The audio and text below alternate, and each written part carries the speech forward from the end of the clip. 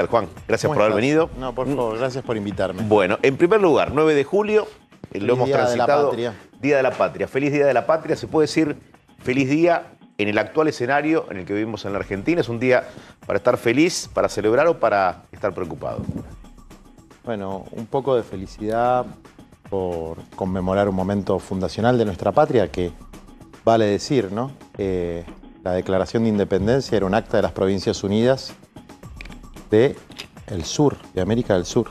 Es decir, esta perspectiva de patria grande que tiene mucho que ver con lo que estaban hablando antes sobre los proyectos y los métodos y las praxis que hay de los distintos sectores que queremos una América Latina unida y los que quieren que América Latina sea el patio trasero de los intereses de otros países, de otras que está potencias. más vigente que nunca esa patria grande. Pero estoy convencido... Vigente en términos de que se puede soñar con ella, digo, no para hay, algunos sectores. No hay salida para la Argentina fuera de esta gran nación latinoamericana, de este espacio plurinacional, que tenemos que revalorizar, que tenemos que sacarnos por ahí un poco a veces ese egocentrismo o esa idea de los argentinos de que nosotros somos blanquitos, europeos y que no tenemos nada que ver con los brasileros, con los paraguayos, con los peruanos, con los bolivianos, con los chilenos. Hay algo de eso, ¿no? Sobre todo en el puerto, ¿no? En el puerto portentoso que siempre miró a Europa y no miró al norte, no miró a la Patagonia. Por eso tenemos la megacefalia de la ciudad y del conurbano, porque no hemos podido desarrollar nuestro país pensando en el potencial de una Latinoamérica bioceánica que tenga salida al Atlántico y al Pacífico, como lo tienen los Estados Unidos, o no hemos podido desarrollar las provincias del norte en alianza con nuestros hermanos latinoamericanos. ¿Ahora esa patria grande es posible con todos los ruidos que hay en la región? Bueno, es la lucha... Dice algo Uruguay, en Argentina repercute porque lógicamente no se está de acuerdo ideológicamente con lo que sostiene la calle Pou. Bolsonaro también enfrentado, más allá de que le juegue una broma al presidente cuando se despide. Bueno, es una lucha de proyectos, ¿no? Siempre existió un sector, en todos los países de la región, un sector latinoamericanista. Y siempre existió un sector que abonó esta idea de los tratados de libre comercio bilaterales con las grandes potencias. Bueno, es un poco aritmético. Si nosotros no estamos unidos, desde luego no tenemos capacidad para negociar con los distintos polos de poder, no solamente con el norteamericano, sino también con el chino, con el ruso, con distintas potencias que tienen sus intereses y nosotros tenemos que defender única y exclusivamente los nuestros. ¿Hoy de quién dependemos? Hoy tenemos una dependencia tremenda del endeudamiento externo, fundamentalmente del Fondo Monetario Internacional. Es el lastre que tiene la Argentina. Esto, a diferencia de muchas otras cosas, son problemas que vienen de Andes, son problemas estructurales. Esto sí es responsabilidad exclusiva del gobierno de Mauricio Macri, en complicidad con el Fondo Monetario Internacional, en ese momento presidido por Lagarde, pero que mantiene una continuidad en su composición accionaria. ¿El antes es solamente Macri? En el caso del Fondo Monetario Internacional, sí, porque la Argentina no tenía deudas con el FMI y ahora tenemos 44.000 millones de dólares de deuda que no fueron a ninguna escuela, que no fueron a ningún puente, que no fueron a desarrollar el Plan Belgrano. O sea, esa deuda no hay que honrarla. Bueno, esa deuda hay que discutirla como es, que fue un fraude. Está bien, bueno, pero a ver, vos te sentás a discutirla, pero la deuda sigue existiendo. La deuda existe. Entonces, o no la pagás y te atenés a lo que venga después, o directamente ves la manera de buscar el mejor camino pagándola y viendo cómo planeas el país a partir de ahí. Bien, pero si uno plantea la negociación como si fuera un acreedor de buena fe, es una cosa. Si uno plantea la negociación viendo cómo fue la fuga de capitales, la violación del artículo 6 del propio Estatuto del Fondo Monetario Internacional, investigando la fuga de capitales que existió en la Argentina e investigando las complicidades geopolíticas del Fondo Monetario Internacional, funcionarios del Departamento de Estado de manera alegre y explícita planteaban que era para apoyar políticamente a Mauricio Macri. Bueno, uno plantea la negociación en otros términos, digamos, ¿no? Es evidente que hay una parte de esa deuda que puede ser, digamos, comprensible, que puede ser legítima, pero hay una parte mayoritaria que no lo es y eso hay que discutirlo. Nosotros no podemos pagar en los plazos y en las condiciones que hoy plantea el Fondo Monetario Bueno, pero el Internacional. gobierno está en esa búsqueda. No sé si en estos plazos o en otros, pero digo, hay un ministro, Martín Guzmán, y un gobierno que avala su gestión, porque no lo remueve, que va en ese camino. Bueno, hoy se dio una situación dual, 9 de julio, ¿no? Que yo se la planteé a quien quiso escucharla. Por un lado, Guzmán en Venecia, en un panel de quién sabe qué cosa, al lado de Lagarde. ¿No te gusta Guzmán? Hoy no me gustó. Hoy me pareció que tuvo una actitud que no se corresponde a la tradición de los patriotas argentinos. Porque la tuvo al lado de Hasta Lagarde. hoy sí, hoy no. Y hoy no me gustó lo que hizo. Porque la tuvo al lado de Lagarde y no dijo una sola palabra de la estafa que sufrió la Argentina. Pero pocas horas más tarde el presidente dio un discurso en el que nos prometió a los argentinos, nos garantizó que él no iba a claudicar en las negociaciones con los acreedores, y el principal acreedor es el Fondo Monetario Internacional. Por lo tanto, ahora estamos en un impasse de espera, pero la Argentina necesita resolver este problema, pero resolverlo, no empeorarlo o consolidarlo, resolverlo. Y eso implica que si se acuerda con el Fondo Monetario Internacional, tiene que ser en condiciones, primero, que reconozcan el zafarrancho que se hizo durante el gobierno de Macri, que no es únicamente responsabilidad de Macri, es responsabilidad de los funcionarios del Fondo Monetario y fundamentalmente de la administración de Donald Trump en Estados Unidos, que está siendo muy cuestionada. Que acompañó ese proceso. Decís. Que acompañó ese proceso, y que el fondo se tiene que hacer cargo del daño que hizo y del daño que hace en general a los países emergentes, o como se dice Argentina es técnicamente, parte del fondo también, ¿no? Argentina es parte del fondo, Parte es un integrante. accionista minoritario, el principal son los Estados Unidos, es el que tiene el voto de oro, si se quiere. Muchos países europeos plantearon que era una locura el tipo de préstamo, entre comillas, que se le estaba haciendo a Macri. Bueno, eso hay que discutirlo. Eso hay que discutirlo. Juan, ya que estamos en tema internacional, el presidente le pidió perdón al pueblo boliviano, ¿no? Por lo ocurrido, recién lo planteamos. Muy bien hecho, hizo. ¿Le tiene que pedir perdón al pueblo argentino por algo? ¿Considerás que le tiene que pedir perdón por algo? Primero vamos a lo de Bolivia. Sí. Yo estuve en Bolivia durante el golpe de Estado. Estuve en la Embajada Argentina en Bolivia. Hablé con funcionarios de la Embajada Argentina en Bolivia y lo publiqué en mi poder, un memo de nuestra embajada al canciller Fori, en el que explicaba que se estaba preparando un golpe de Estado, que había habido una reunión en la agregaduría de negocios de Estados Unidos en Bolivia, donde se le pidió a los países, fundamentalmente Argentina, Perú y Brasil, apoyo internacional para el golpe de Estado. Luego denunciamos que una semana antes de esta carta que envía este comandante de la Fuerza Aérea Boliviana a la Embajada Argentina, entraron 10 camiones de las Fuerzas Armadas Argentinas. ¿Lo viste? No lo vi, hay fotos, está en internet. Ahora, ¿vos considerás, digo, a esta altura, que no hay dudas de que hubo apoyo con armamento, apoyo con logístico. recursos humanos? Nosotros lo denunciamos en ese momento. Entraron 10 camiones para una supuesta ayuda humanitaria en unos incendios que había habido casualmente en Santa Cruz de la Sierra. ¿Te presentarías a aportar lo que sabés o lo que tenés sobre Lo esto? aporté Digo, judicialmente. públicamente y judicialmente, no tengo ningún problema en dar testimonio de lo que hablé en la Embajada Argentina. ¿Lo vas a hacer? Si me cita la Fiscalía, sin lugar a duda, digamos, ¿no? Y la documentación está a disposición de la Fiscalía, digamos. Acá hubo una definición de un grupo de gobernantes latinoamericanos de desarrollar un proceso de destrucción de lo que nosotros llamamos gobiernos nacional populares, otros llaman gobiernos populistas. No importa, la democracia es La así. definición es... La democracia es así, el que gana tiene que gobernar hasta el último día. Como planteamos durante el gobierno de Macri, que terminó su mandato, entre otras cosas porque hubo una gran responsabilidad de quienes nos oponíamos a ese proyecto político para no tener una interrupción en la institucionalidad de la Argentina. No es lo que hizo Mauricio Macri con otros países de la región. Venimos para acá ahora, entonces. Sí. ¿El presidente debiera pedirle perdón al pueblo argentino? ¿Por creo- algo lo consideras así? Mira, mi respuesta es sí. Mi respuesta es que el presidente, como parte de la clase gobernante en la Argentina, de la clase política en la Argentina, tiene que pedirle perdón al pueblo argentino por los inmensos sufrimientos causados y por la demora en las respuestas y las soluciones. ¿Vacunas? En el tema de la vacuna yo no soy tan...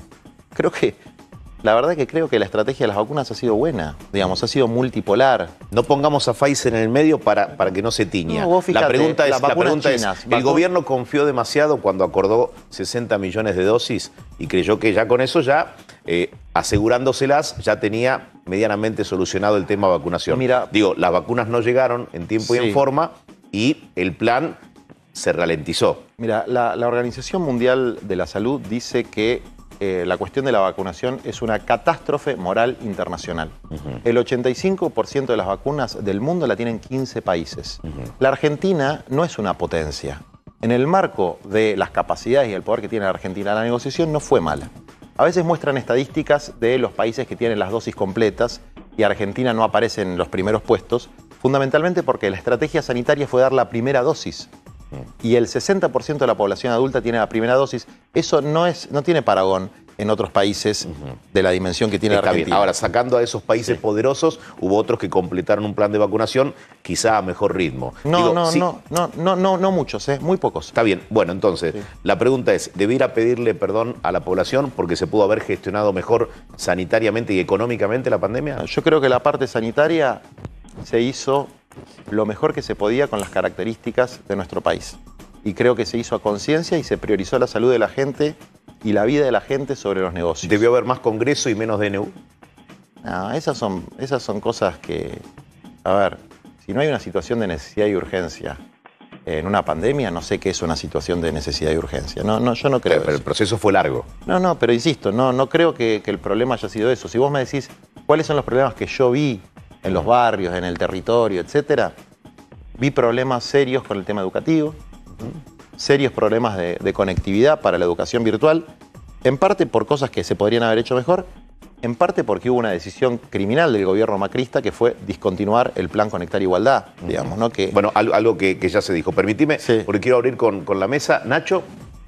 Sí, Grabois, hablamos a principio de año, usted tenía muchas críticas para el gobierno de Alberto Fernández, sobre todo lo que tenía que ver con la distribución de las ayudas sociales y demás. ¿Qué evaluación hace ahora, casi a más de medio año de aquellas críticas que usted le propinaba? ¿Cree realmente que ha habido un cambio en esa área o no? Yo sigo teniendo muchas críticas. Sigo teniendo muchas críticas a la concepción que en general hay sobre cómo abordar un sistema integral de trabajo, empleo y seguridad social en el siglo XXI, donde el paradigma del trabajo asalariado, es decir, de poder ir a una empresa, a una fábrica y tener un laburo estable, con convenio colectivo, con obra social, se ha destruido en todo el mundo. Creo que eso no se comprende en su verdadera dimensión. Tengo críticas a la política social, aunque considero, y lo he criticado muchísimo, que Daniel Arroyo es un buen ministro y considero que es un hombre que trabaja mucho y un hombre honesto. Pero yo creo que hay que cambiar el paradigma.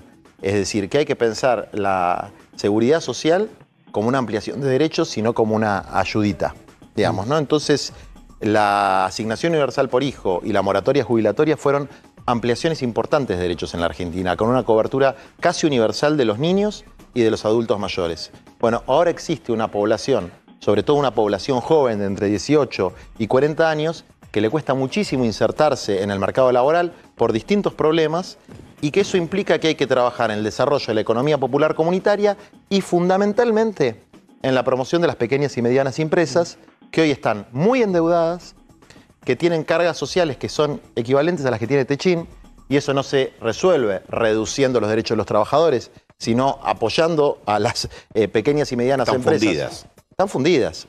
Yo me junto bastante seguido porque, a ver, hoy tenemos problemas laborales, y esto lo vimos bien con el ingreso familiar de emergencia, que fue una buena política, que no es una política para los pobres. 9 millones de personas. 9 millones de personas. 9 millones de familias. Es una política que abarcó sectores medios. Entonces, es hora de pensar en una ampliación del sistema de seguridad social que abarque el concepto del salario universal, reordenar todas las partidas que están yuxtapuestas, que están mezcladas, son como capas geológicas de los distintos gobiernos en un solo programa y apostar al desarrollo de la economía popular en los sectores del reciclado, de la pequeña manufactura, de la urbanización de barrios. No termina de decir qué pasa con la pyme. No, hay mucho menos empleo privado durante esta pandemia, o sea, arrasó el empleo privado, la pyme está debilitadísima, a punto de fundirse, y hay más empleados estatales y la verdad que no parece ser el camino.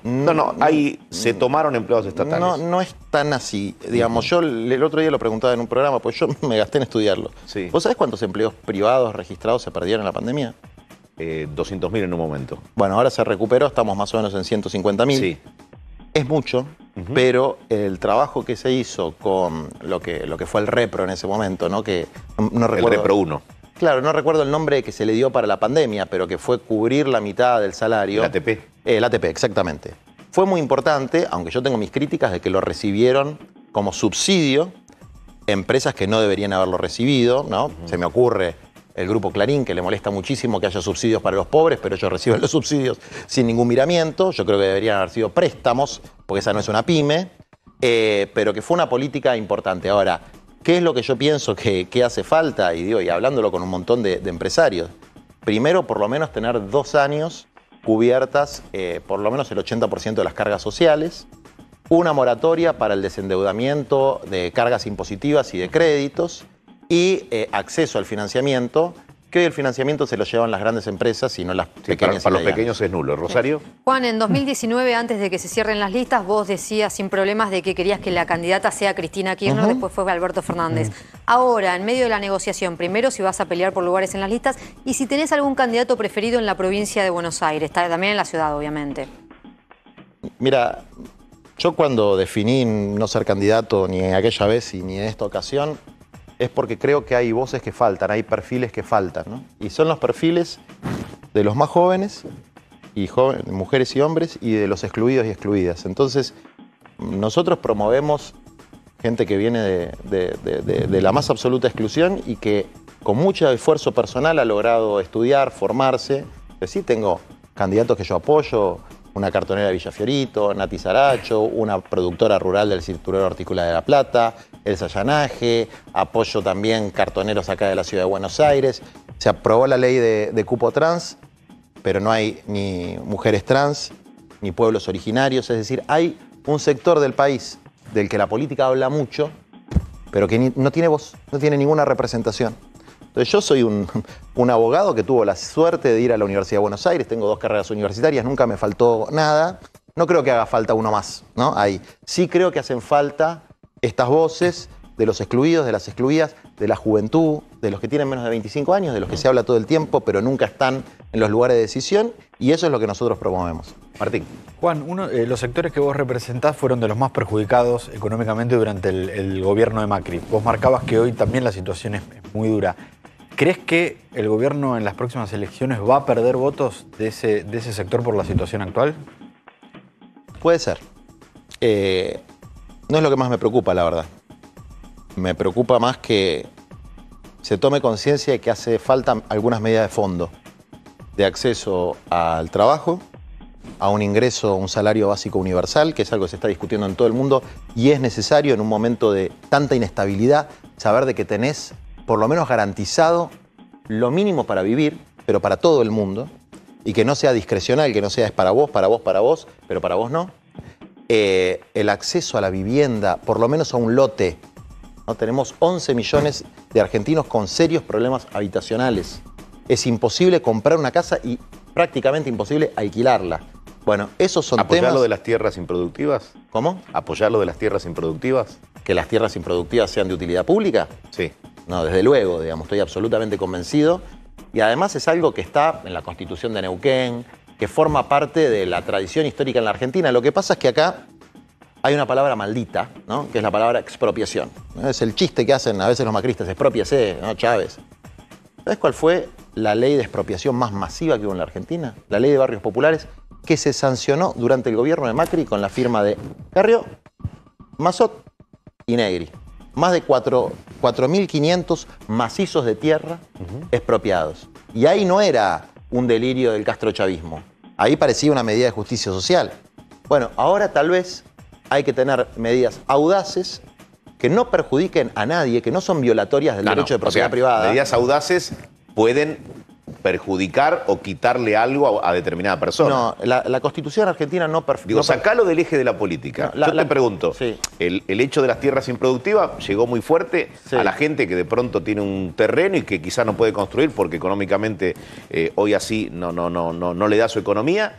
Y eso llegó también a esa población. Sacale Sí. el eje de la política. Lo que pasa es que se genera mucho miedo, ¿no? Entonces, yo soy un gran usurpador. No tengo una sola denuncia por usurpación. Nunca usurpé nada, nunca hice una toma de nada. Lo que digo es, si no se resuelve el problema del acceso a la tierra y la vivienda, por una cuestión de la ciencia física, el espacio no alcanza, a algún lado va la gente.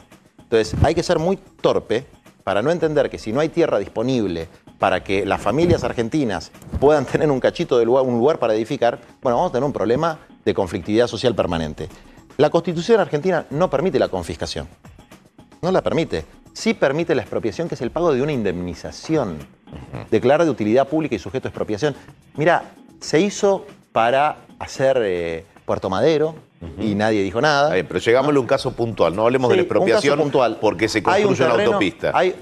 Bueno, pero ¿qué vale más? ¿Una autopista? O no, pero no me lo lleves a ese terreno. Llévamelo a una tierra improductiva que está por más de 10 años sin ningún tipo de bueno, se le tiene que utilización. Pagar la tasación oficial, si es necesaria, para el desarrollo, no para un caso puntual, para el desarrollo territorial de la Argentina, para las nuevas generaciones que ya han venido y las que van a venir, hacer una planificación. Y eso implica, pagando la indemnización que la Constitución establece, expropiar tierras, no solamente está bien, es inteligente, es lo que hay que hacer, sino que es absolutamente legal. ¿Eso debiera pasar por el Congreso? Desde luego, toda ley de expropiación pasa por el Congreso. Bien.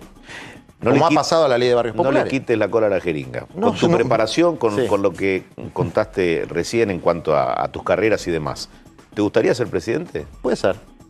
No en este momento. No es el momento. Estás como los técnicos que dicen no es momento de tomar la selección. Hoy no podría porque me enojo muy fácil. Mirá. Porque tengo mucha bronca. O sea, un presidente no debe enojarse. No debe enojarse, pero debe ser firme, ¿no? Francisco hablaba mucho de templanza y mansedumbre. Y bueno, yo eso todavía no lo tengo desarrollado, por lo tanto no es un momento en el que yo pueda aportar en ese sentido. Sí puedo aportar en otras cosas. ¿Tenés equipo? Y además, ¿un buen equipo? Creo en la construcción colectiva, digamos, ¿no? Yo tengo muchos años de militancia en los movimientos sociales donde yo creo que está la gente más buena y más maravillosa que hay en este país. ¿Lo ves firme al presidente? Creo que le falta un poco de eso, ¿no? Creo que le falta un poco de templanza en algunas discusiones. ¿Se enoja demasiado? No sé si se enoja o no se enoja. Creo que tal vez confía demasiado en la buena fe del otro lado. Esto quiere decir, cuando hay intereses contradictorios, no es una cuestión de tomar un té entre amigos y nos vamos a poner de acuerdo. Hay que saber qué intereses defiende uno. Y hay que plantarse a cara de perro. Y los intereses nacionales y del pueblo argentino hay que defenderlos a cara de perro con los Techín, con los Grupo Clarín, con el Fondo Monetario Internacional, con los que evaden impuestos, con los que contrabandean soja, minerales, etc. Y ahí yo creo que falta firmeza. Yo creo que la Argentina es de ellos, ¿no? De un 1%, de una élite, o es de todos y todas, que los incluye a ellos también, pero no siempre adelante de la fila. Viste que Alberto dice mucho esta frase de que hay que empezar por los últimos para llegar a todos. Sí. ¿No? Bueno, para empezar por los últimos hay que tocar los privilegios de los primeros. Si no, ellos no se van solitos de la fila, ¿eh? No dejan primero a los últimos. Entonces hay que decirle a los que están primero en la fila, mirá, hermano, te toca correrte un poquito porque hay que empezar por los últimos. La seguimos en otro momento. Gracias, Juan, por haber venido.